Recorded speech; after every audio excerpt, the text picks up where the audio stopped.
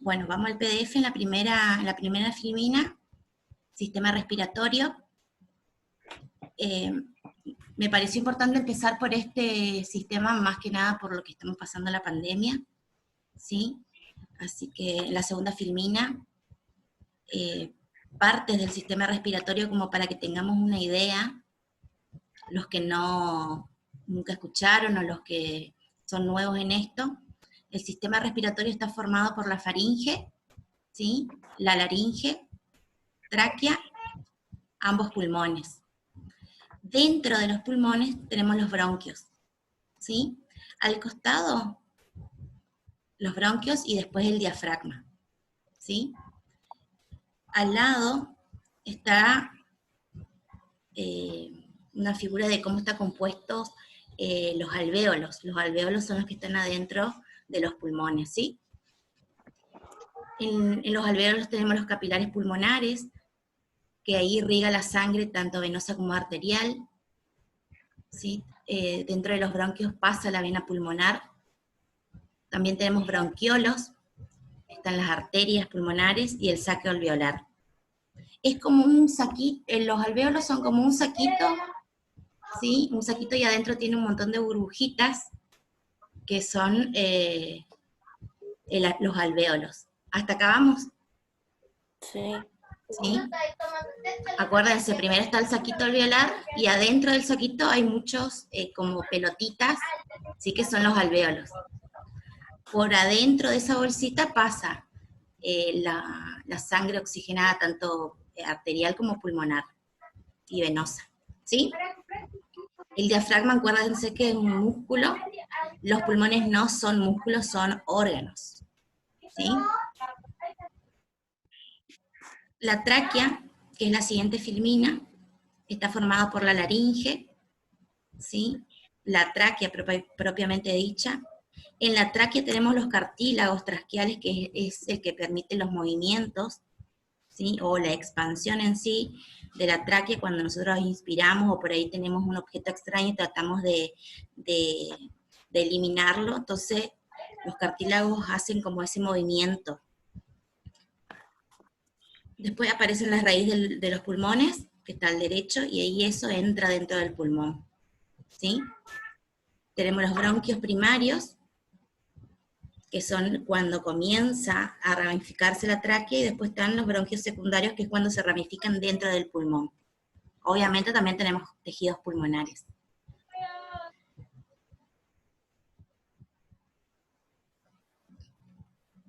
La siguiente, esto es más o menos para que ustedes sepan nomás cómo está compuesto el sistema respiratorio, ¿sí? Ahora la siguiente filmina habla de los cuidados respiratorios en sí. La oximetría de pulso. Yo no me acuerdo si esto ya lo habíamos dado o no, pero igual, si ya los dimos, vamos a ir repasando igual. Pero ya pasó mucho tiempo, no creo que hayan leído. Por ahí me sorprende.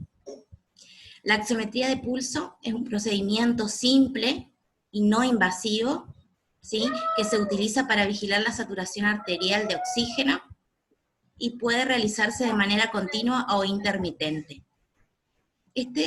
Acá en la siguiente le puse una imagen, que es el oxímetro de pulso, ¿sí? Es como un broche, ¿sí? Como un broche que se pone en el dedo, ¿sí? Tenemos varios lugares para poner, podemos poner en el lóbulo de la oreja, en el pabellón auricular, en los dedos del pie, siempre y cuando tenga una irrigación, ¿sí? No es invasivo, ¿por qué? Porque no entra dentro del cuerpo, sino que está en la parte externa, ¿sí? Con eso medimos la saturación de oxígeno, que es que en la imagen nos indica como SPO2, saturación de oxígeno, significa esas siglas, y al lado el número 78 en este caso son el pulso cardíaco, ¿sí? Las siglas por ahí están en inglés, por eso no se va a entender. ¿Hasta acá vamos? Vamos. ¿Cómo leemos esto? Se calcula la saturación precisa de oxígeno en la sangre venosa, que está mezclada, ¿sí? Sin interferencia de la sangre venosa circundante de la piel, el tejido conectivo o el hueso. Esto lo que les quiere decir es que al no ser invasivo, lo que detecta el saturómetro es la parte superficial, ¿sí? Es lo que llega el oxígeno a estos tipos de tejidos. Después está el invasivo, que tenemos que sacar la sangre arterial. Así que eso ya es, eso no lo hace enfermería en sí.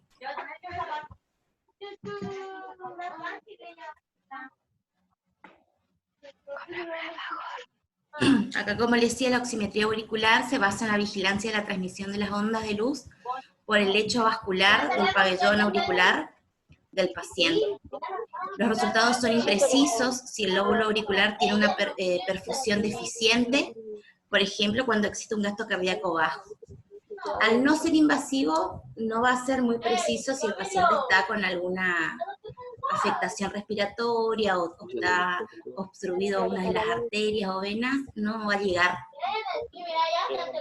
el oxígeno a todas las superficies. ¿Sí?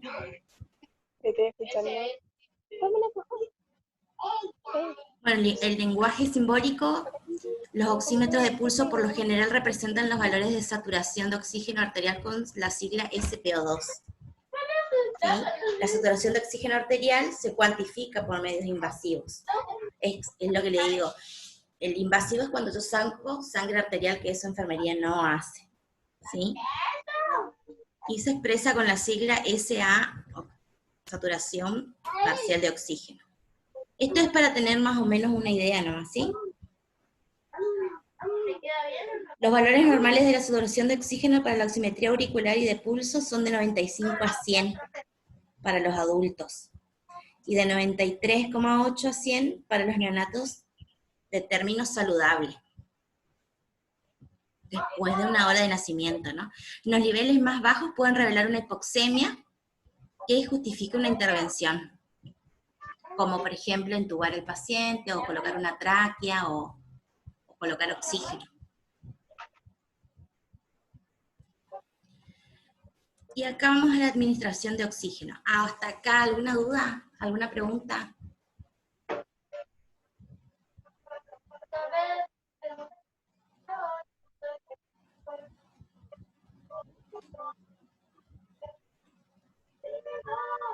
¿Me escuchan? Sí, Lourdes está hablando, pero no se le escucha. Ah, Lourdes. Lourdes, ¿qué te pasó? Ahí está, 93,8 a 100, después de la hora de vida. Sí. Siempre vamos a tener en cuenta que si el paciente tiene una afectación respiratoria, ya sea un EPOC, que es una enfermedad pulmonar obstructiva crónica, o si el paciente es asmático, o si tiene un cáncer de pulmón, o cualquier afectación que tenga el paciente que sea vía respiratoria, siempre va a ser menos de esos valores normales. Supongamos 90, 93, hasta 89, para un paciente con afectación pulmonar, no podemos pretender 95, 96 para arriba. ¿Se entiende? ¿Por qué? Porque la capacidad pulmonar no está dañada en este caso. ¿Se entiende? O sea, Es menos. Es menos. Siempre va a ser menos si tiene una afectación pulmonar. ¿Sí? Nunca voy a pretender que un paciente con una neumonía que está cursando, no puedo pretender que llegue a 96, 97. ¿Sí? Siempre cuando hay alguna afectación respiratoria, va a ser menos. Y está dentro de lo normal para esa patología o para esos daños pulmonares, es normal esos valores bajos. ¿Me explico? Sí. Bueno, igual cualquier duda usted me pregunta, porque por ahí yo me voy y no. Bueno, acuérdense también que los neonatos o pediatría maneja otros valores, ¿sí? Pero lo estándar es de esos valores. ¿Sí? Acuérdense, es el del saturómetro que se pone en el dedo, que yo les digo que es como un broche, no es invasivo, o sea que si el paciente tiene, por ejemplo, livideces, que es el color azul en la piel, significa que el oxígeno no llega a la sangre completamente. Entonces, el no invasivo va a ser muy complejo que nos dé un valor real. Entonces ahí sí tenemos que optar por el invasivo, que es sacarle sangre arterial. ¿Se entiende? Sí.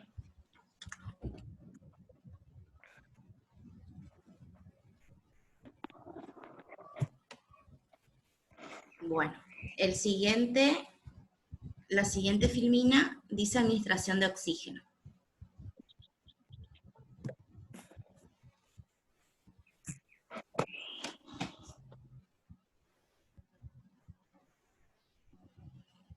Bueno, un paciente requiere oxigenoterapia cuando presenta hipoxemia.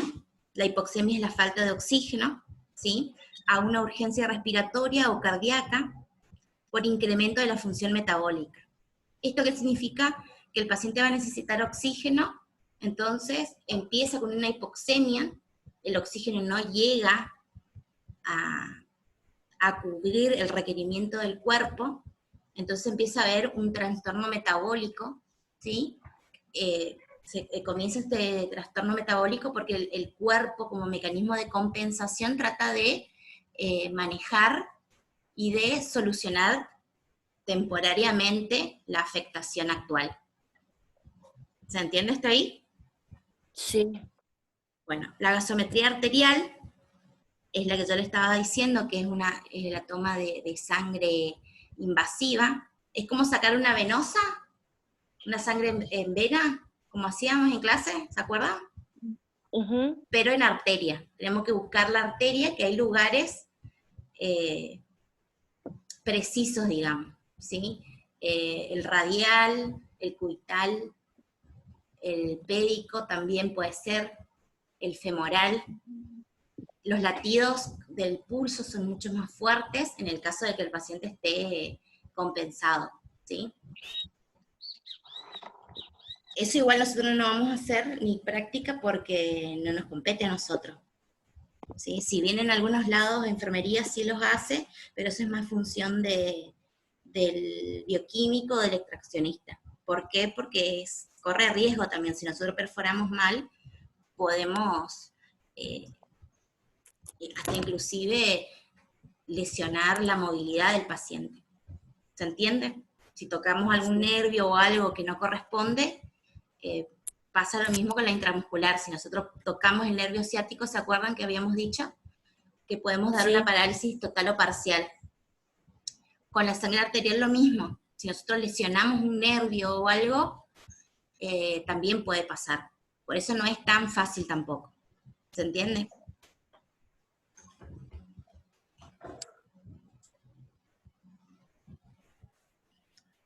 Pasamos a la otra, que hay varias técnicas para la administración de oxígeno. La enfermedad, la condición física y la edad del paciente ayudan a determinar la estrategia más apropiada. Acá yo le voy a mostrar sistema de previsión de oxígeno.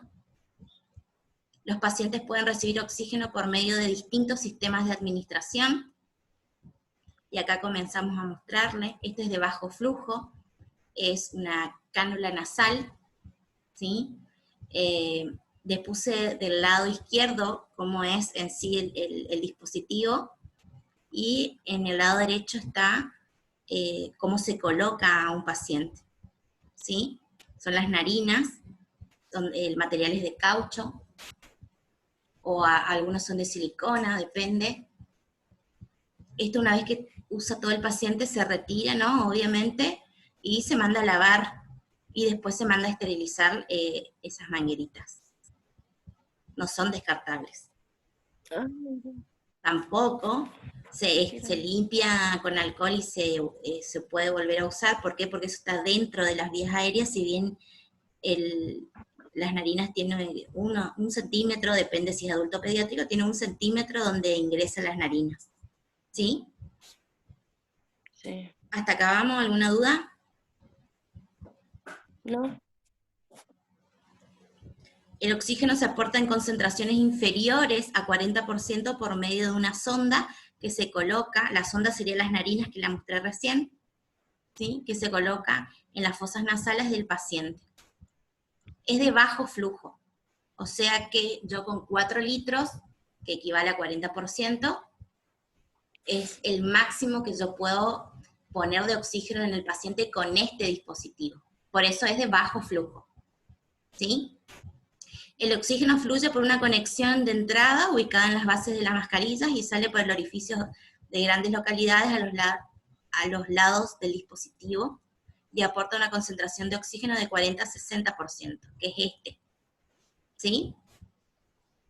Lo mismo acá en el lado derecho le puse la mascarilla, que va adaptada a una manguerita, y el extremo va al tubo de oxígeno, o al panel de oxígeno. Y del otro lado es como el paciente debe tener colocado. Estas mascarillas también se limpian, en realidad se desinfecta con alcohol las mascarillas y todo se manda a esterilizar, ¿sí? En el caso que no tenga, que estemos en una guardia, y puede ser que nos pase ahora con la pandemia, cuando venga el otoño, cuando venga la parte que haga más frío, no hay un abastecimiento, entonces ¿qué hace el enfermero? Limpia con alcohol la mascarilla y le vuelve a colocar a otro paciente. Caso extremo, ¿no? También se puede dejar desinfectado se lava con detergente, se enjuaga y se sumerge con lavandina. Otra opción.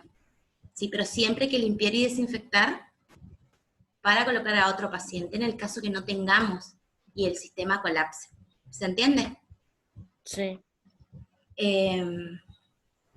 Bueno, el extremo va también al panel de oxígeno, da un porcentaje de 40 a 60, o sea que puedo ir de 4 a 6 litros con este tipo de mascarillas. Yo pongo a 4 litros y si el paciente sigue saturando muy bajo y tiene dificultad respiratoria, voy a pasar a este dispositivo, ¿sí? Por ejemplo, una neumonía que está en curso, digamos, que está comenzando, va a estar con dificultad respiratoria, que se dice disnea, ¿sí? Ustedes van a ver los músculos respiratorios que empiezan a trabajar más, va a ser más visible, ¿se acuerdan? El esternocleidomastoideo, los intercostales. Vuelvan a revisar los músculos respiratorios, de inspiración y expiración, ¿se acuerdan? Esos músculos van a empezar a trabajar y van a ser más visibles. Entonces, si ingresa un paciente, o el paciente de usted está con una dificultad respiratoria, los músculos que se dicen accesorios, que son el esternocleidomastoideo, los intercostales y todo el resto de los músculos, van a empezar a observarse cómo se manejan. Entonces ustedes saben que tienen que colocar una mascarilla de oxígeno, una cánula de oxígeno. Si ustedes ven que la dificultad respiratoria sigue avanzando, y la saturación, le ponen el brochecito en el dedo y sigue bajo, vamos a optar por esta máscara, ¿sí? Que ahí puedo subir hasta 6 litros. Acuérdense que el oxígeno también es una medicación. Si yo me excedo, ¿sí? Claro. Sigo subiendo, el porcentaje de los litros de oxígeno le puedo hacer una intoxicación por oxígeno al paciente, ¿sí? Entonces eso también, cada dispositivo tiene su límite de administración.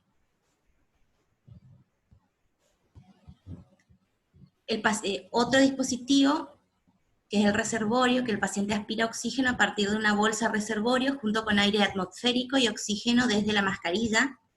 El primer volumen tercio del corriente exhala, ingresa a la bolsa, el resto sale de la mascarilla, puesto que el aire que ingresa a la bolsa reservorio proviene de la tráquea. Y acá, de la tráquea, de los bronquios, donde no ocurre intercambio gaseoso y el paciente vuelve a respirar el aire oxigenado que acaba de exhalar.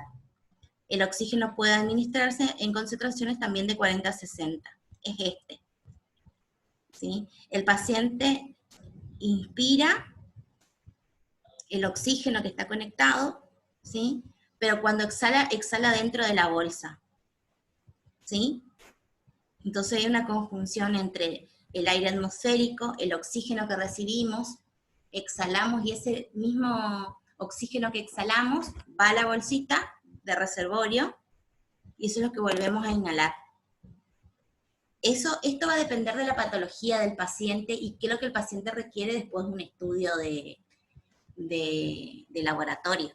Pero también le pueden pedir con bolsa reservorio y es esta. ¿Sí? Acuérdense que con este dispositivo yo voy a inhalar el oxígeno que tengo en el panel, voy a exhalar el dióxido de carbono que va a la bolsita, ¿sí? que proviene de los bronquios, de la tráquea, y ese mismo oxígeno que queda en la bolsita voy a volver a inspirar. ¿Se entiende? Sí. Eso va a depender de la indicación médica.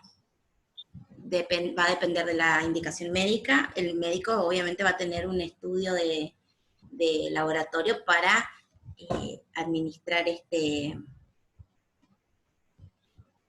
tipo de procedimientos. ¿Se entiende?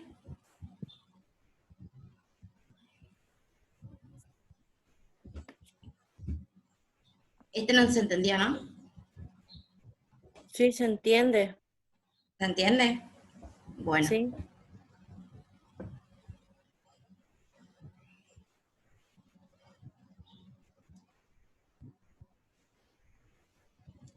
Otro dispositivo es el de Venturi, ¿sí? La mascarilla que se conecta a un dispositivo de Venturi que mezcla un volumen específico de aire de oxígeno, aporta una concentración muy precisa de oxígeno de manera independiente al patrón respiratorio del paciente.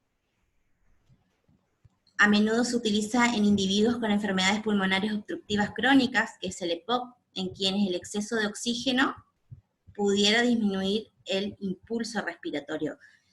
Yo inspiro, pero al paciente le cuesta eliminar el dióxido de carbono, digamos. Esta le puse cómo va conectado, ¿sí? Las de colores, los fragmentos de colores es el Venturi, ¿sí? Y tiene diferentes porcentajes de oxígeno. Tenemos de 20, de 40, de 60, de 21. Por más que yo ponga el oxígeno a 10 litros, el Venturi lo que hace es graduar y no permite que vaya a los 10 litros. Va a entrar al paciente solamente el porcentaje que dice el Venturi, que está abajo, en la parte baja, donde está el piquito, ahí dice 21%, 40%, 60%. ¿Sí? Este es más que nada una máscara simple, que tiene una manguera corrugada para la adaptación del Venturi. Después está la manguerita que va conectada al oxígeno, el flujómetro se llama. Y en el paciente se va a ver así. Ese rojo, vieron que acá arriba tenemos de todos los colores, rojo, amarillo, azul, verde, blanco. Sí. Bueno, eso tiene en el piquito, en la parte de abajo, tiene el porcentaje que va a entrar o ingresar al paciente. Por más que yo ponga 10 litros, no va a entrar los 10 litros. Cuando tengo un Venturi, el Venturi es el que gradúa, y es el que va a permitir la cantidad de oxígeno que dice el Venturi. ¿Se entiende? No porque yo ponga 10 litros. Si yo pongo 10 litros y no tengo el Venturi, sí, va a ir los 10 litros. Porque no hay filtro, digamos. ¿Sí? Uh-huh. Ahora puse Mide tu éxito porque tenemos que vigilar ciertos patrones en el...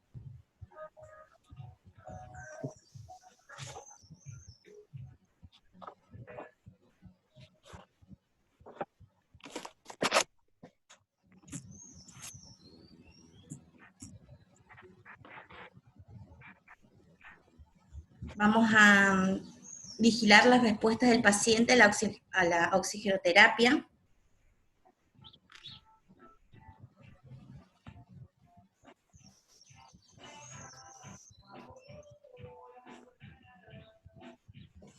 ¿Qué tenemos que hacer primero? Revisar nuestros resultados de gasometría durante los ajustes iniciales del flujo de oxímetro. Cuando el paciente se estabiliza, puede recurrir en su lugar a la oximetría de pulso. ¿Sí? Tenemos que revisar al paciente a menudo para descartar datos de hipoxemia. ¿Qué buscamos o cuándo el paciente tiene una hipoxemia? ¿Cómo yo sé que el paciente tiene una hipoxemia?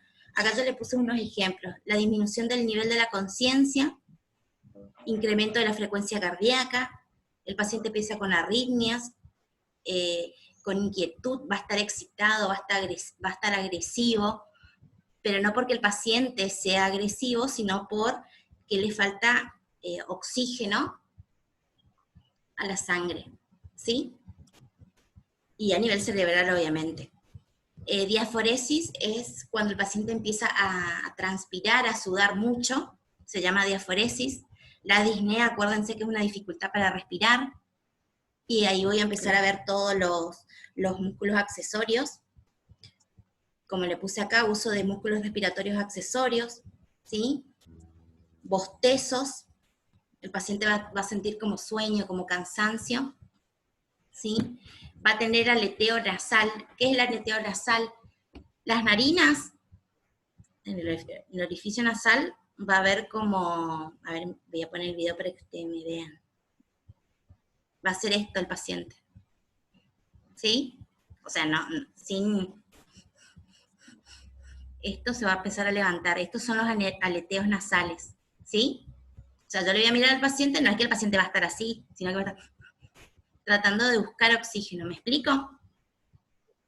Sí. Bueno, por eso es importante la valoración del paciente. Es importante que ustedes siempre miren toda la parte del paciente. Si tiene el aleteo, si empieza con los músculos accesorios a trabajar más, siempre trabajan, solo que nosotros no lo vemos porque están trabajando de forma armónica o de forma normal, ¿sí? Ahora, si yo empiezo a ver que el paciente está, ahí sí se va a ver claramente que todos los músculos empiezan a trabajar, ¿sí? Me voy a mi...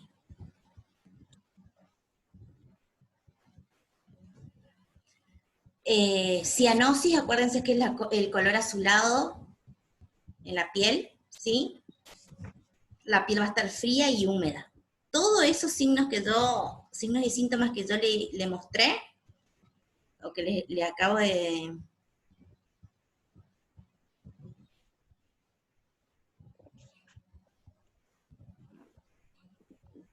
Son los signos de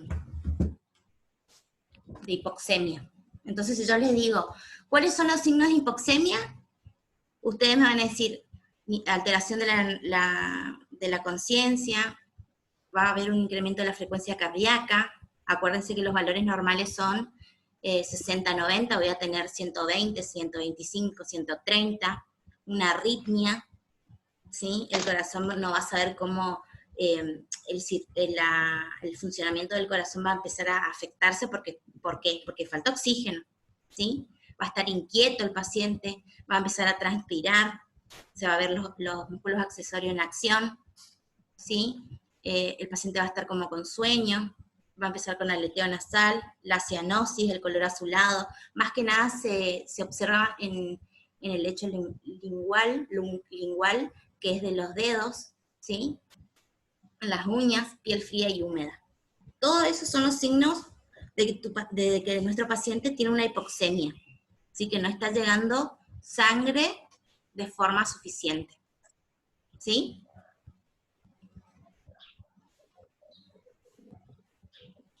Siempre tenemos que observar el estado de la piel del paciente para prevenir su deterioro en las zonas de presión generadas por el dispositivo de provisión de oxígeno. Si yo le pongo la mascarita muy apretada, ¿sí? Voy a lesionar al paciente. ¿Se entiende?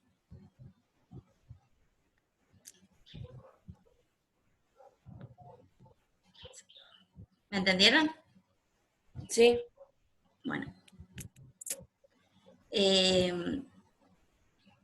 hay que limpiar también porque la zona puede estar húmeda, ya sea por el sudor del paciente o por el propio oxígeno que también condensa y va a quedar como húmeda, ¿sí? La piel del paciente. Eso hay que lavarle, hay que secarle bien para que no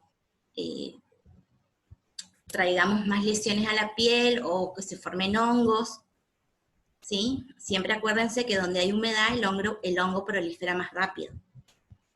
Si el paciente recibe oxígeno en una concentración superior a 60% durante más de 24 horas, hay que vigilar atentamente el desarrollo de los datos de toxicidad por oxígeno, ¿sí? Ellos se pueden volver dependientes del oxígeno. Ese es uno de los más, de las consecuencias más graves, que el paciente se vuelva adicto al oxígeno. Como toda medicación en exceso, acuérdense que es el cuerpo para seguir en condiciones necesita de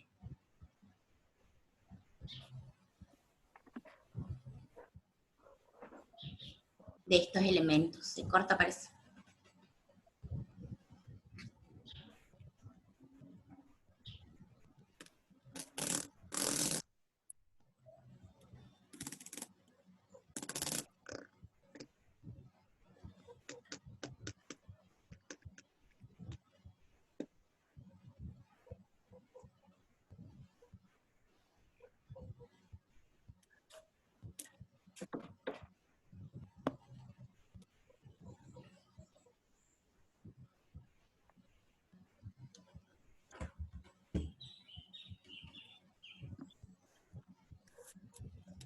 Bueno, ¿qué registramos?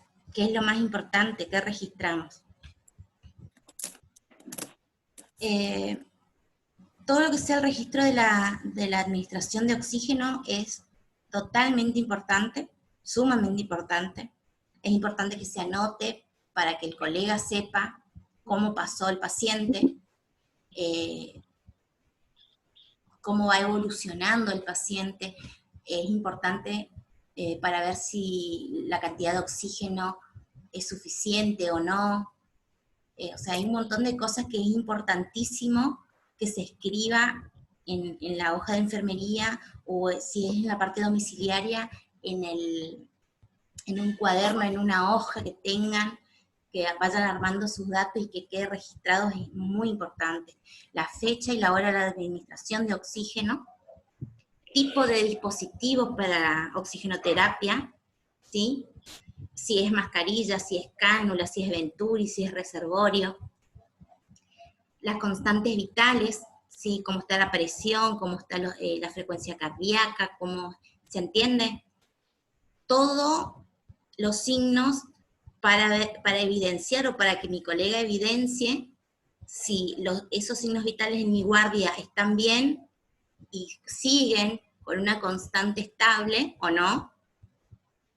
En mi guardia puede ser que el paciente esté bien con todos los parámetros normales.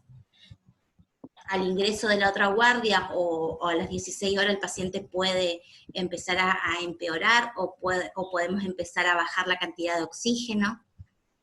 Eso es importante saber el circuito, porque uno no está a las 24 horas, ¿sí? Esto también es por una cuestión no solamente legal, obviamente, sino también por una cuestión de solidaridad y de la calidad de atención que querramos brindar al paciente, ¿sí? También tenemos que tener en cuenta, obviamente, el color de la piel, ¿sí? El esfuerzo respiratorio, si el paciente usa los músculos accesorios o no, cuáles, ¿sí? La coloración cutánea, si la piel está rosada, si está pálida, si está azulada. Si nosotros vemos mucho esfuerzo respiratorio, vamos a escuchar ruidos respiratorios del paciente, ¿sí? Como un silbido, como un chillido.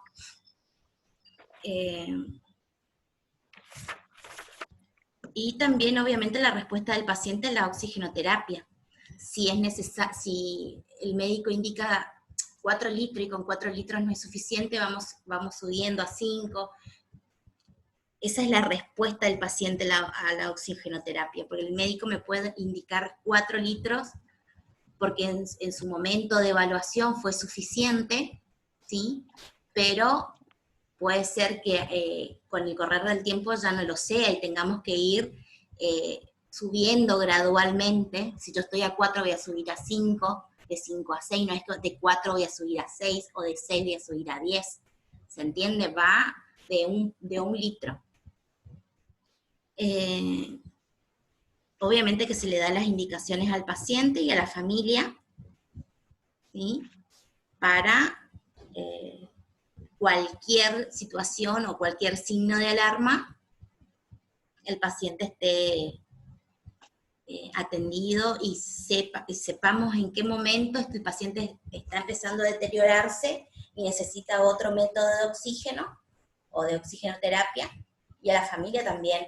Si bien por ahí a la familia no es que se involucra mucho, pero igual siempre tenemos que explicarle, ¿sí? Explicarle, y si el familiar no presta atención o no le interesa, o para eso está el enfermero, se deja registrado. Por eso es importante, cualquier situación, dejar registrada. Se hace la educación de oxigenoterapia al familiar, en el caso que estemos en el domicilio, ¿sí? O si estamos en una institución se escribe, en el pase de guardia también. Toda acción que hace el enfermero, ya sea técnico o educativo, se debe registrar. ¿Por qué? Porque toda educación también lleva tiempo, ¿sí? Al enfermero. Yo puedo tener 10 tareas para hacer, pero de esas 10 tareas técnicas que tengo que hacer, también tengo que sumar la parte educativa. Y más si estoy en una institución, cuando el paciente se va de alta, y el familiar se hace cargo, cuando el paciente está en un domicilio, que el familiar sepa. ¿Se entiende? Sí. Bueno, ahora yo le voy a mostrar, le voy a mandar el PDF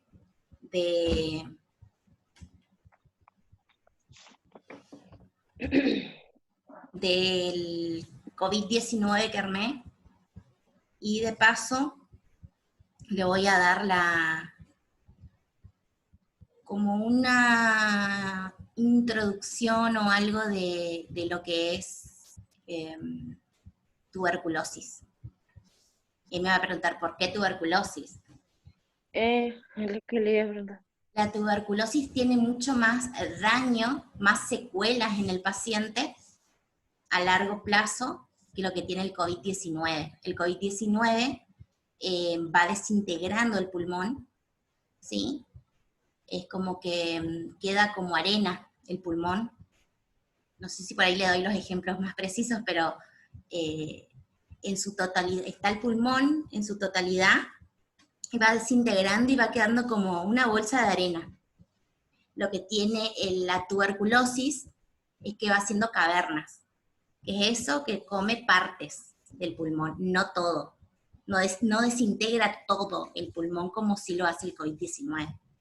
¿Se entiende? Ujú. Si bien los dos son importantes, obviamente también tenemos una tasa de mortalidad mucho más alta, o de mortalidad y letalidad más alta en tuberculosis, pero porque es una patología más antigua, digamos, que el COVID-19, pero tiene también sus daños colaterales. El paciente que sobrevive con una tuberculosis ya tiene una disfunción pulmonar a largo plazo, porque comió un sector, una parte del pulmón, y queda la caverna, como un hueco. ¿Se entiende?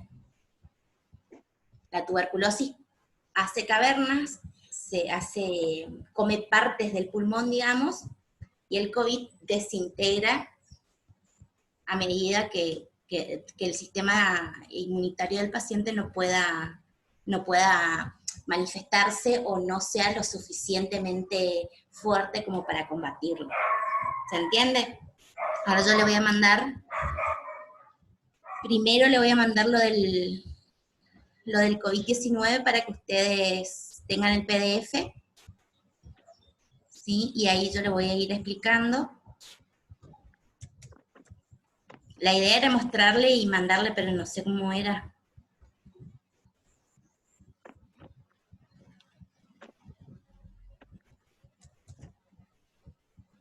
Para hacer todo juntos.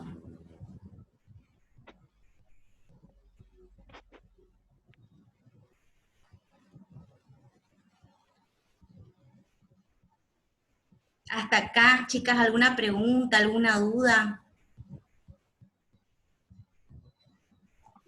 Por mi parte no, entendí re bien hasta ahora. ¿Vos, Lourdes? ¿Y Antonia? Sí, voy Cualquier cosa, tratando. cualquier cosa volvemos a repetir. Ustedes lean el material, que yo les envié el PDF, yo voy a volver a mandar la charla. Yo estoy grabando la charla, después les voy a mandar al WhatsApp para que los que no pudieron entrar o los que no tienen acceso o están trabajando tengan el material. La próxima clase, me gustaría que si tienen alguna duda o algo, me consulten, ¿sí? La próxima clase ya vamos a dar otro tema, ¿sí? No nos vamos a detener tanto en patologías,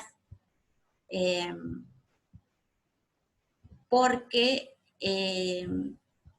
con los signos y con las diferentes signos y síntomas que yo les voy a ir dando, ustedes van a ir detectando que algún problema respiratorio es, ¿sí? Igual, si tienen el diagnóstico en sí, no lo hacemos nosotros, lo hace el médico, pero con que ustedes sepan que hay alguna afectación respiratoria, ya es suficiente, ¿sí?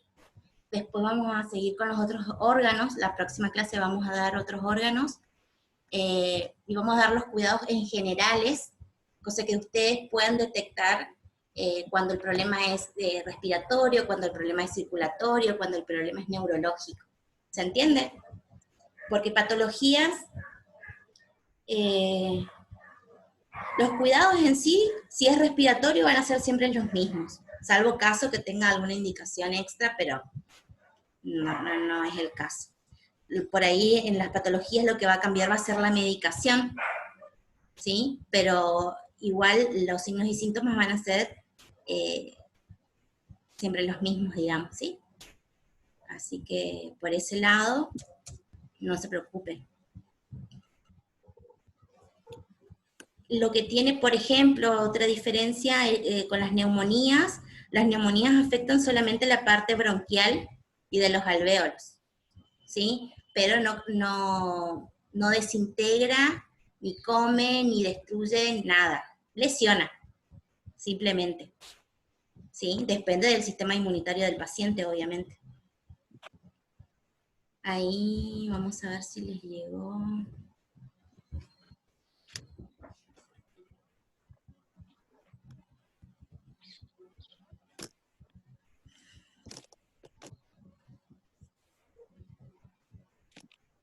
Para la próxima yo les prometo que voy a poder hacer todo juntos.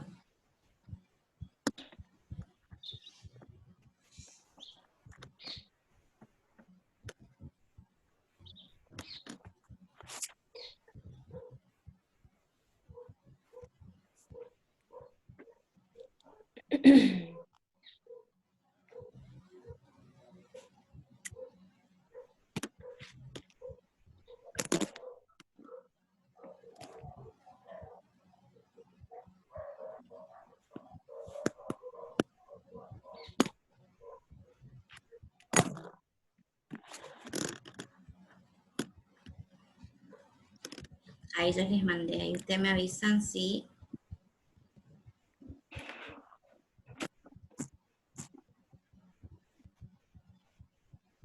Bueno, ahí Lourdes vos mandaste los pulmoncitos. Vieron como que la tuberculosis come y deja su cavernita y los otros van como lesionando y encavernando por todos lados. ¿Le llegó el material? Sí. Bueno.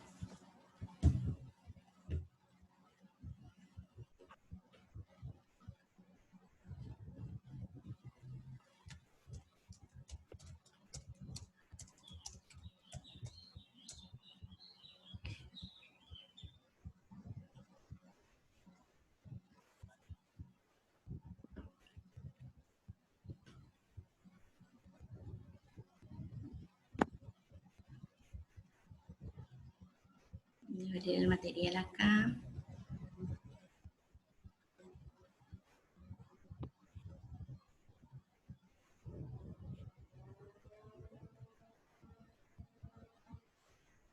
¿Solo ustedes se levantaron hasta ahora?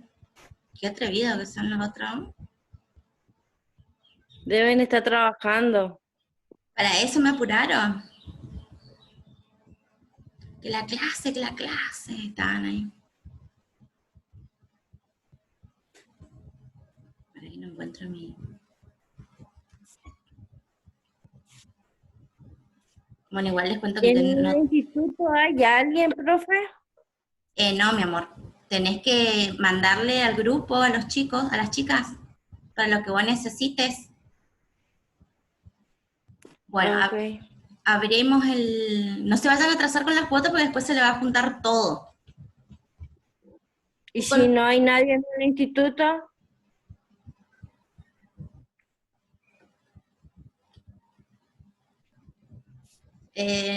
Por eso, ustedes si necesitan algo de eso, hablen con ellas cómo pueden hacer, ¿sí?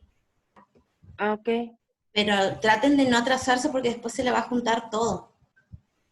Igual viste que no nos pueden cortar la luz ni el agua, pero igual paguen porque después cuando se vaya la pandemia vamos a quedar sin nada. Yo pensé no pagar, pero después dije no voy a pagar nomás porque me voy a quedar sin luz. Bueno. Ustedes saben que yo hago control de infecciones, que estoy a cargo formo parte del equipo de infectología del Hospital Madariaga. Para nosotros como especialidad esto es, por un lado, genial, porque aplicamos todo lo que fuimos aprendiendo y toda nuestra especialidad en sí está en esto. Y por el otro lado, bueno, todo lo que conlleva a la letalidad y la mortalidad de esta situación de la pandemia que estamos ahora. Decidí armarle algo de esto más que nada no solamente por el tema de la pandemia en sí, sino para que ustedes como trabajan, ya sea domiciliario o los que están en los geriátricos, es un tema complejo, hay que evitar el aglomeramiento de la gente. El aglomeramiento es cuando se junta mucha gente en un espacio reducido o ambiente grande. Tiene que haber sí o sí una distancia de 1 metro o 1,5 metros. Nuestro brazo tiene 1 metro, ¿sí? No permitan estar en un ambiente cerrado a menos de esa distancia, con tanta gente, ¿sí? Ahora estamos yendo, como servicio, bueno, yo me quedé a cargo de Fátima y de Favaloro con toda esta parte de la educación, por eso también se me hace un poco complejo, quizás por ahí respetar los horarios de la escuela, pero sí voy a grabar las clases y voy a mandar el material para que ustedes tengan y puedan terminar a tiempo. Espero que también me sepan entender el hecho de si por ahí no puedo respetar siempre los horarios de la clase, pero es la única forma que tengo yo como para continuar con ustedes. Y bueno, también tendría que hablar con los dueños, ¿sí? Y con las chicas. De última, si no me permiten, bueno, sí tendría que dejar mi puesto para otra docente.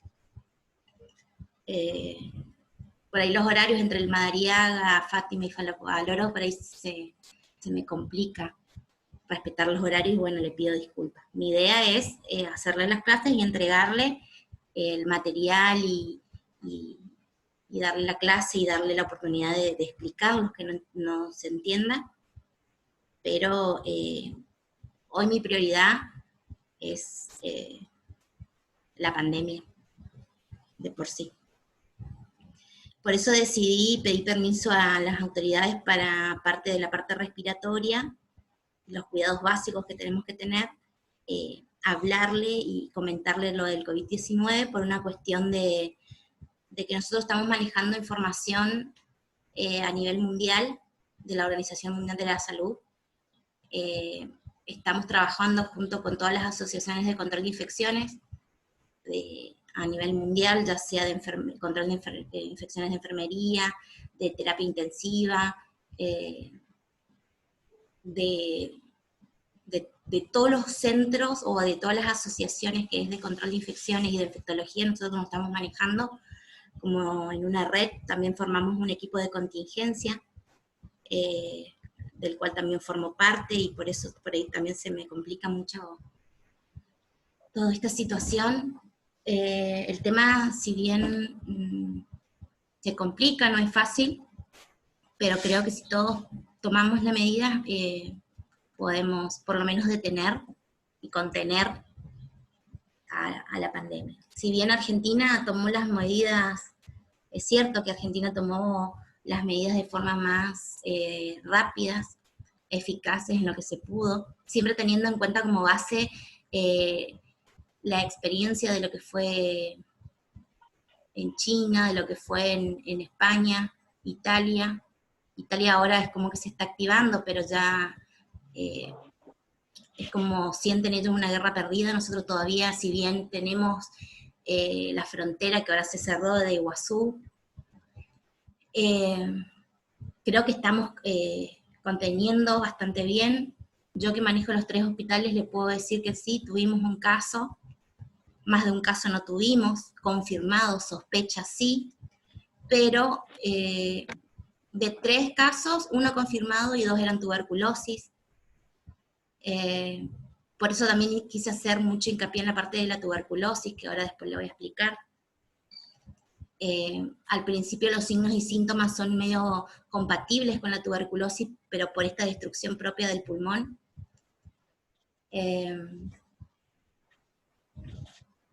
Le voy a pedir que no todo de lo que se diga en internet o en las noticias tomen en cuenta, porque también hay mucha, no fabulación, pero mucha dramatización, que es suma a la psicosis también.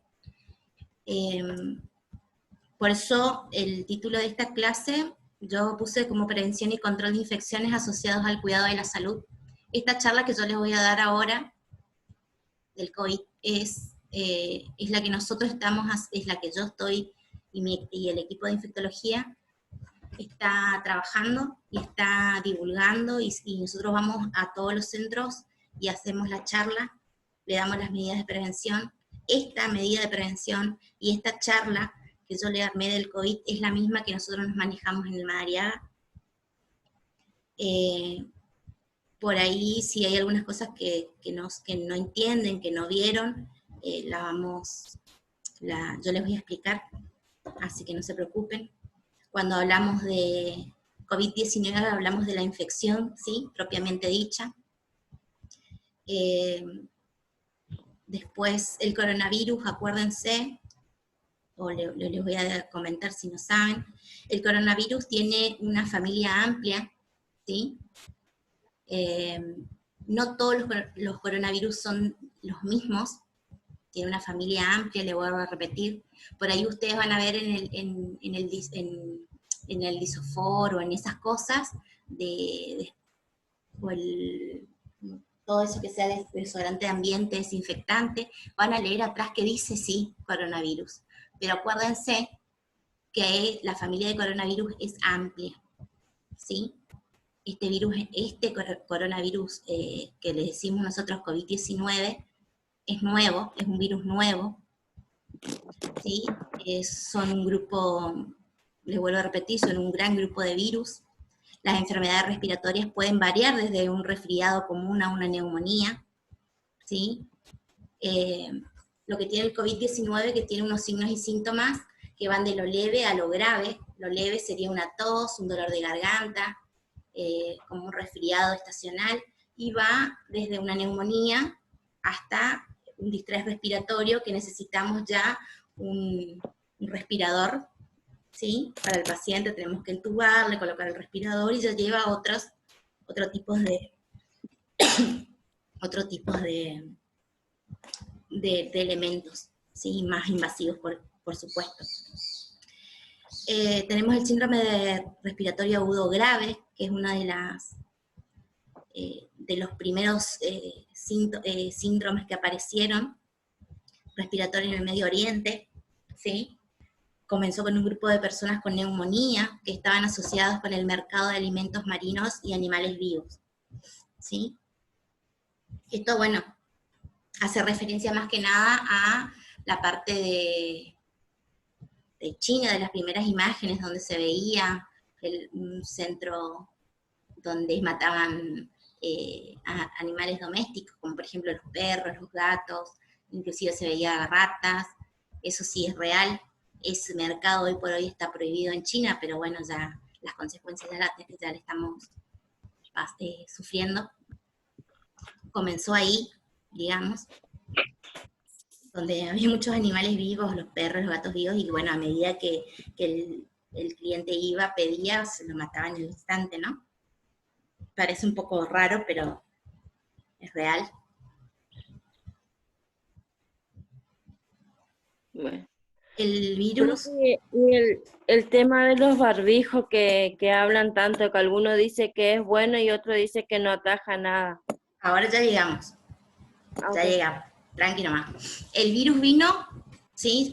Por una circulación de una variedad de animales. A veces estos virus pueden pasar de los animales a los seres humanos, o por el creciente contacto entre humanos y animales que están infectados con el coronavirus, ¿no? Obviamente. ¿Cómo me transmito? Los virus respiratorios se transmiten a través de gotas, creadas cuando una persona infectada tose o estornuda, mediante algo que está contaminado con el virus, ¿sí?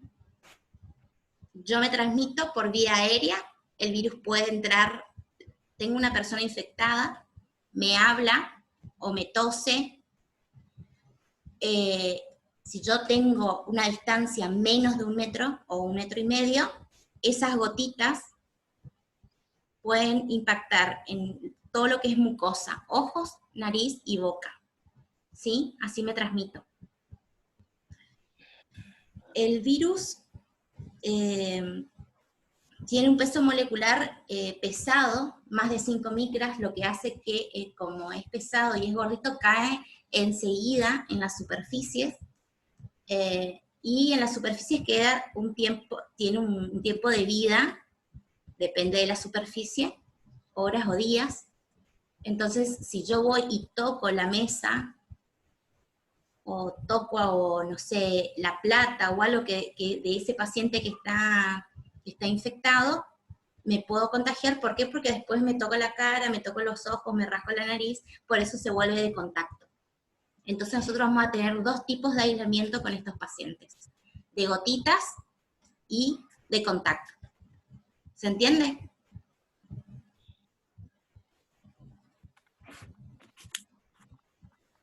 ¿O muy rápido? No, está bien. ¿Vamos? Bueno, por eso, acuérdense, me transmito por la saliva o por las gotitas que elimina el paciente infectado, ¿sí? Esas gotitas que cuando me hablan entonces pueden entrar por todo lo que es mucosa, ojos, nariz y boca, ¿sí? Bueno, los síntomas, como les dije hoy, va de leve a graves: fiebre, tos, disnea, una neumonía, insuficiencia renal, la muerte. ¿Por qué insuficiencia renal?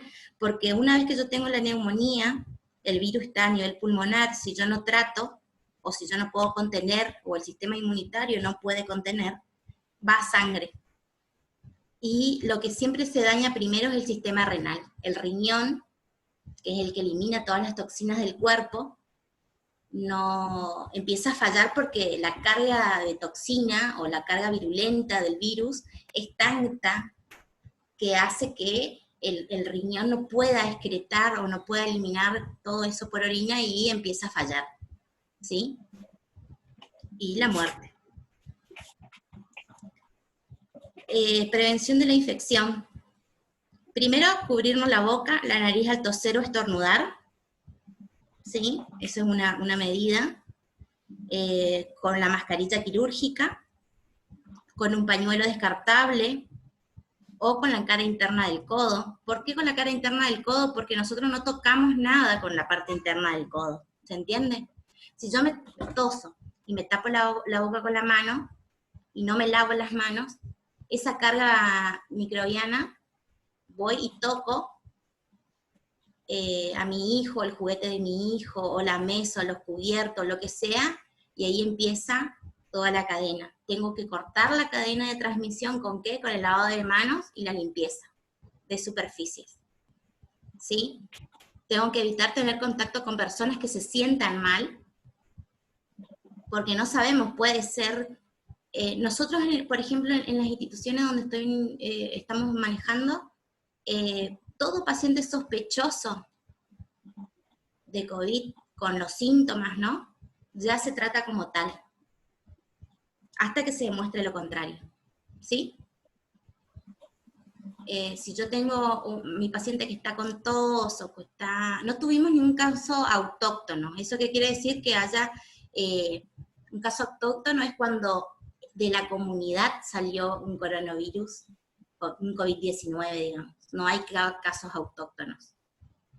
Hay casos de la comunidad que sí, porque yo me voy al cajero y tengo una persona, como por ejemplo el caso más actual que tenemos, el del señor que vino de España, que recorrió el universo, se fue al supermercado, se fue al cajero, estuvo en el ascensor con varias personas, ¿sí? Y eso es caso de la comunidad, sería. ¿Se entiende? Ujú. O también puede ser como los que vinieron, los que pasaron de Iguazú, que vinieron y que ya se instalaron por acá, bueno, también podríamos tener un caso comunitario. No estuvimos nosotros en ninguna zona de riesgo, no nos fuimos al Chaco, no nos fuimos a China, no nos fuimos a Buenos Aires, no nos fuimos al Paraguay, no nos fuimos a ningún lado, pero me fui al almacén y bueno, me contagié, comunitario, ¿sí?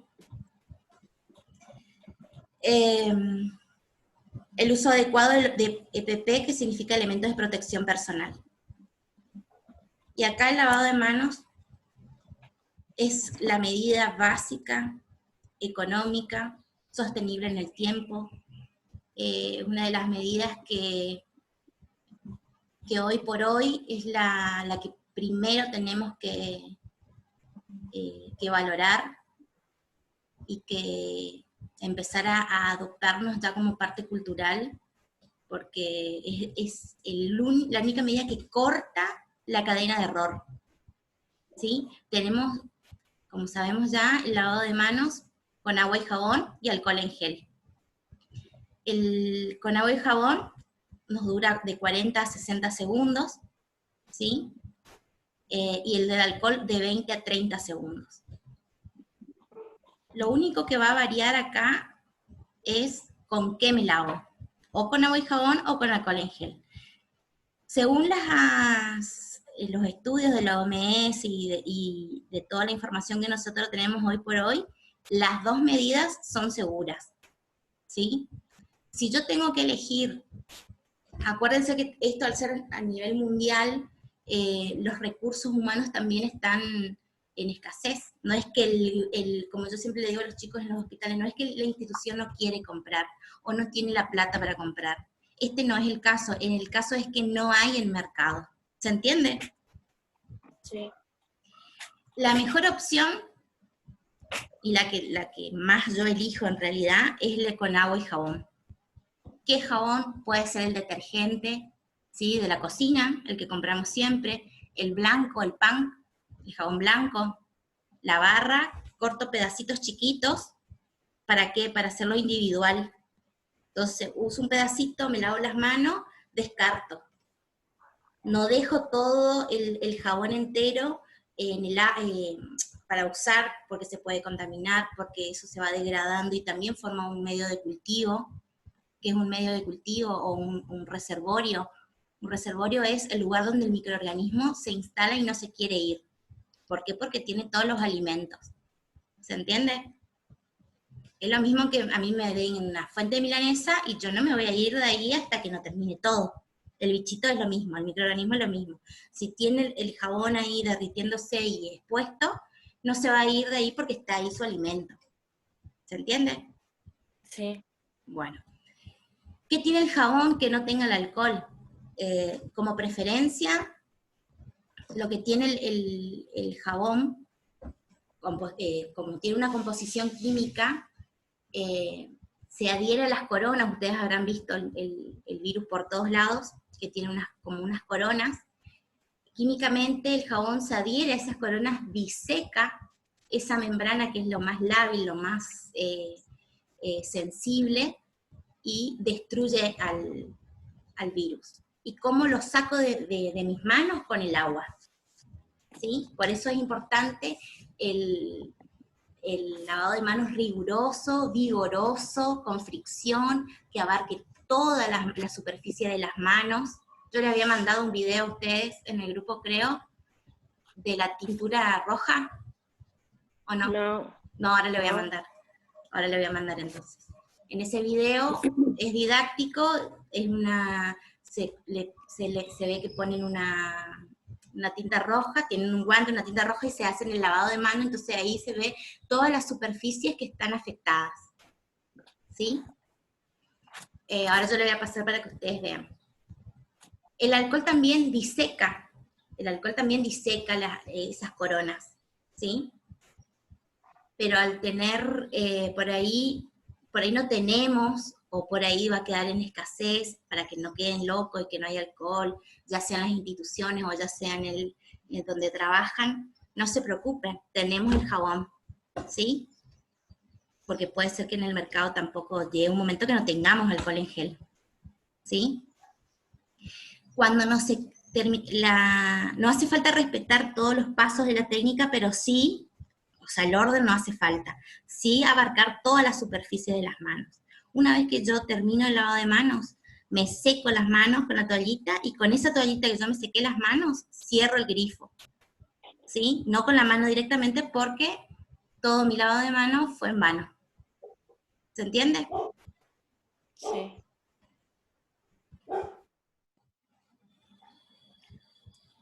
Ahí, acá con la técnica le mostré con qué y cómo. Ahora, los 5 momentos habla de cuándo, ¿sí? Los 5 momentos del lavado de manos es sumamente importante. Si estamos ¿ustedes ven el dibujito de los 5 momentos?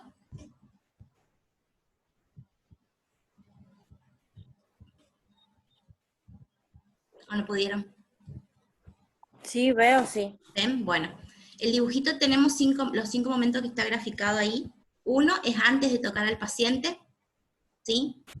Y el 2 es antes de realizar una tarea séptica o limpia. El prefijo antes de es para proteger al paciente, ¿sí?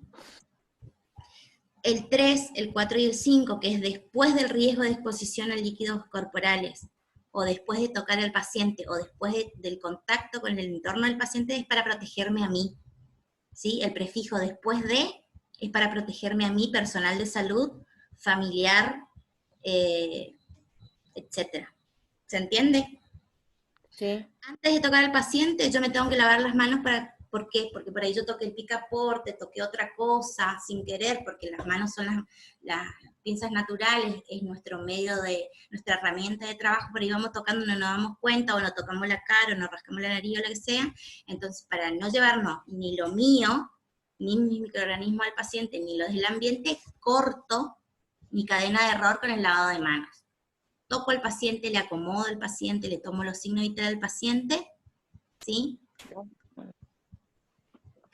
Antes de eso, de tocar al paciente, yo me lavo las manos. Si tengo que hacer una tarea séptica o limpia, ya sea colocar una sonda nasogástrica, o hacer una extracción de sangre, o una vía, una medicación, una sonda vesical, cualquier tarea séptica, que de por sí es invasiva muchas veces, me tengo que lavar las manos, ¿sí? El uso de guantes no reemplaza el lavado de manos. ¿Por qué? Porque tiene microperforaciones los guantes que no son visibles o perceptibles a la vista, entonces el virus o el microorganismo puede entrar en esas pequeñas perforaciones. Entonces yo me saco los guantes y me lavo las manos.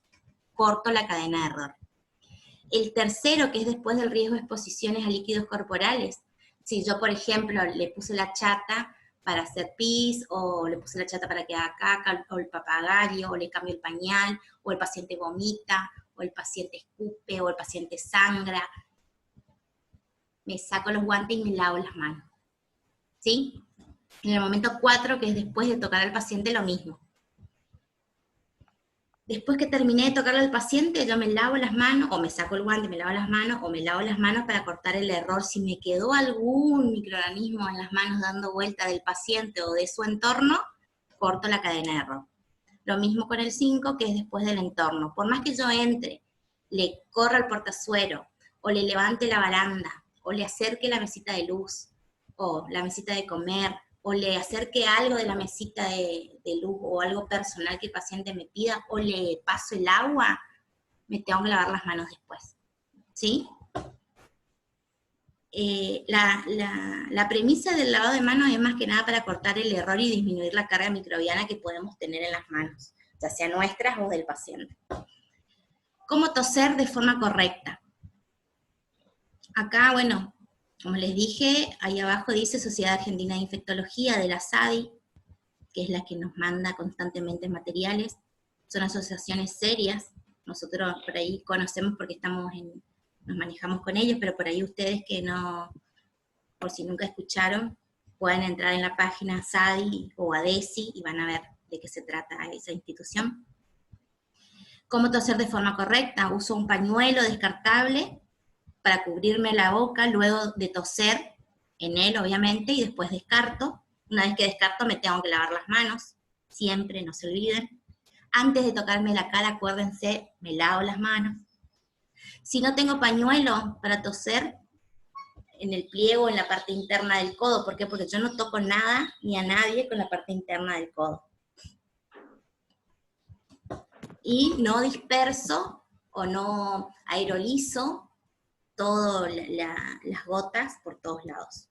Esas son las únicas formas que nosotros podemos evitar. Por ahí si ustedes van a una guardia o el paciente de ustedes tose o le dan un pañuelito de papel y después descartan en una bolsita, no dejen todo tirado, descartan en una bolsita y las cierran y ya estamos. Acá es lo que Antonia era que me preguntaba, lo de los elementos de protección personal. Sabemos que los elementos de protección personal son el camisolín, el barbijo, el total face que se dice, o el que cubre toda la cara, como el soldador, las antiparras y el uso de guantes. ¿Sí? Acá yo le puse la seguridad, empieza aquí, en el lavado de manos. Primero me tengo que lavar las manos. El primer elemento que yo me voy a colocar es el camisolín. ¿Sí? El camisolín lo que hace es proteger mi uniforme, mi ambo, mi ropa. ¿Sí? Si ustedes trabajan a domicilio, ustedes se van con el ambo. Esto siempre acuérdense hablando del COVID-19. ¿Sí? Si ustedes ustedes que van a domicilio, no hace falta un camisolín porque atienden un paciente nomás. Se van de civil, se cambian en la casa o en la institución. Cuando se van, se ponen su ropa de civil, y esa ropa que estuvo en contacto con el paciente, ponen en una bolsa, van a su casa y la lavan aparte. En realidad esa medida es para todo, no solamente para el COVID-19, sino para todo. ¿Sí? En una institución se utiliza el camisolín, puede ser de tela, puede ser descartable. El descartable tiene que ser hemorrepelente. ¿Qué quiere decir eso? Que no traspase rápidamente el fluido corporal del paciente, ya sea la tos, de la boca o la sangre o lo que sea, mi propia transpiración también, que no moje el camisolín. En el caso del COVID-19 vamos a usar un barbijo quirúrgico, triple capa, con los pliegues para abajo. ¿Por qué? Porque si impacta el virus, va a decaer, va a decantar, y si el pliegue está para arriba, va a quedar alojados ahí. ¿Se entiende? Tiene que estar bien ajustado, no tiene que haber espacios muertos en los costados. Ahora yo después les voy a mandar también un video que armamos nosotros, que también es con el que estamos trabajando en el Madariaga y en todos los centros. En la segunda figura van a ver que se ajusta bien a la cara, ¿sí? Porque arriba tiene una tira metálica, ¿sí? Que se adhiera bien a las narinas. Si ustedes, acuérdense que el virus está en la parte respiratoria, ¿no es cierto? En las vías aéreas. Entonces, si yo voy a estimular esa vía aérea, como por ejemplo con una kinesiología, o voy a aspirar la boca del paciente, o voy a entubar,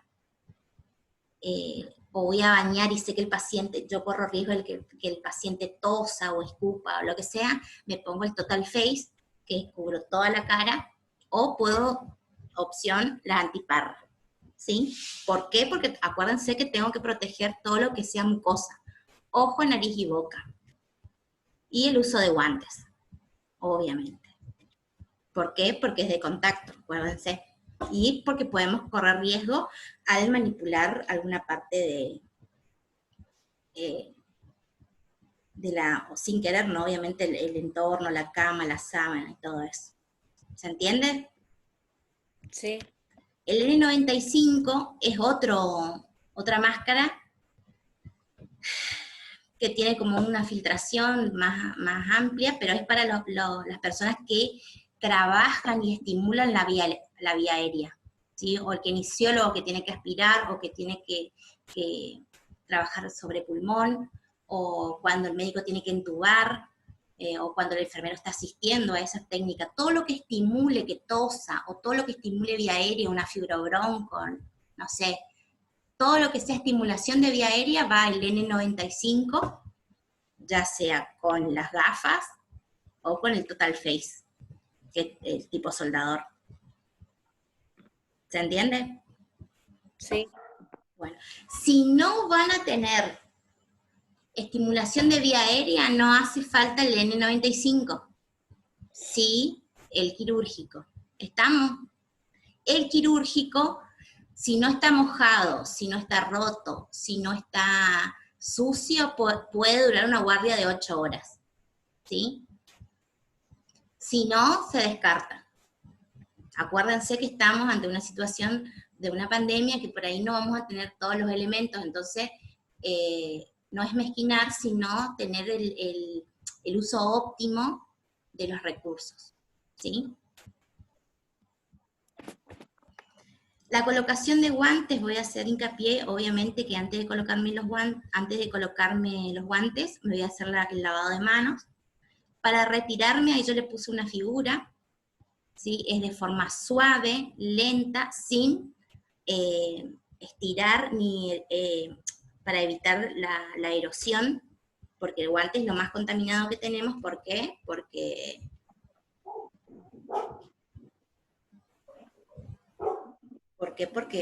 es lo que más contaminado está, igual que el camisolín. ¿Por qué? Porque es el que por ahí más contacto va a tener con el paciente.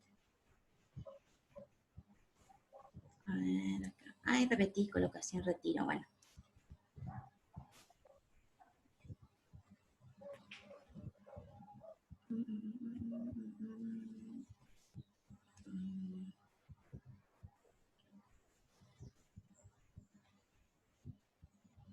Lo que me faltó acá que estoy viendo, bueno, es el retirado de los elementos de protección personal, que ahora después le voy a agregar porque me olvidé. Primero me saco todo lo que es lo que está más contaminado, que en este caso va a ser el guante, ¿sí? Que es lo más contaminado. Me saco los guantes, descarto, me lavo las manos. Siempre que me retiro el guante me lavo las manos, ¿sí? Me saco el camisolín de la parte de atrás hacia adelante, que ahora yo le voy a mandar el video, no se preocupen. la parte de atrás hacia adelante, evitando el contacto y autocontaminarnos. Por eso es muy importante que sepamos el orden y cómo sacarnos los elementos de protección personal. ¿Sí? Después, después que yo me saco el camisolín, me voy a volver a lavar las manos, ¿sí? Y me voy a tocar la cara. Las antiparras me saco de costado, ¿sí? Me saco de costado, agarro siempre de costado, nunca de frente porque es lo más contaminado. Me saco las antiparras de costado, así voy a mostrar, mira, como acá en el... Así, me saco así. Las antiparras nunca así porque es lo más contaminado, ¿sí? De costado, me saco las antiparras o el Total Face.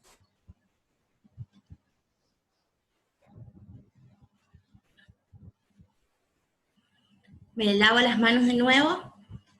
Y el barbijo me voy a sacar de atrás hacia adelante.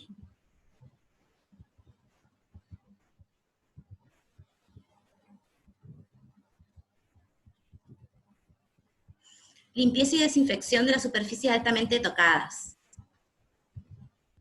Vuelvo a repetir que las superficies cercanas al paciente, la cama, la cabecera, la mesa de luz, la mesa adicional, los picaportes, superficies de equipos, aparatos que estén cerca del paciente o conectados a él. Tenemos que limpiar y desinfectar. ¿Sí? La limpieza con detergente biodegradable, que es el detergente doméstico, realizar el enjuague de la superficie y la desinfección con clorito de sodio, que tiene un porcentaje que es de 55 gramos por litro, diluimos en 100 mililitros en 10 litros de agua. Limpiamos las superficies. Las soluciones de limpieza de los baldes deben cambiarse frecuentemente por otras soluciones limpias, recién preparadas, y acá yo le puse unas figuritas, siempre cambiando el agua, nunca teniendo seguir limpiando con el agua sucia, porque volvemos a contaminar todo. ¿Y por qué es importante la limpieza de las superficies? Porque en los plásticos dura 5 días, en los guantes 8, en el aluminio de 2 a 8 horas, en el papel como la plata puede durar de 4 a 5 días, en vidrios 4 días, en el acero 48 horas, evitemos el mate comunitario, en la madera dura 4 días. Por eso es importante la limpieza y la desinfección de las superficies, ¿sí?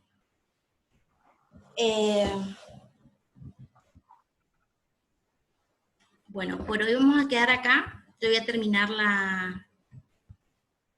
la parte de... Ahora me tengo que ir al hospital. No, ahora la parte de tuberculosis les voy a mandar por PDF también. Y la próxima clase vamos a repasar lo que es tuberculosis porque no las di. Y a ver qué otra cosa. Si tienen alguna duda. No. No, bueno. Voy a mandar el video de la clase, entonces gracias por estar y nos vemos la próxima. Cuídense. Perfecto. Igual. Espero que les haya gustado. Buenísimo. O que me entiendan, por lo menos. Sí, re bien. Yo lo entendí. Bueno, mi amor. Todo Sí, bueno. Nos vemos entonces la próxima. Dale, profe, nos vemos. Dale, cuídense.